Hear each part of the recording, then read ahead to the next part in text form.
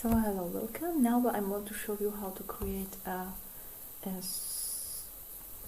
some program like this, where I'll enter my number and it will show me if my number is prime, composite. If it's composite, it will show me it's prime factorization, if it's even or odd after. So I will choose some composite number, for example 25, and I will check it and it will show me 25 is a composite number, odd number, and the prime factorization is 5 times 5. So it's very good.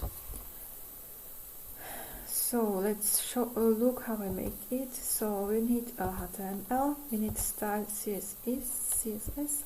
So it will be like this with all colors or your style, and after we will create JavaScript program, and we will use function check number, and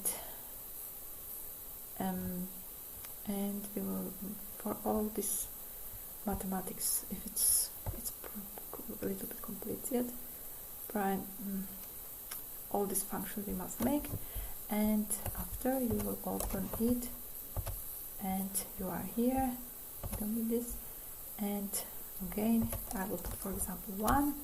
If I will put 1, it will please enter number greater than 1. I will enter 2. It will show me prime and even, and 3, prime and odd. We will go 4, and oh sorry, it's a composite number, even, and prime factorization is 2 times 2.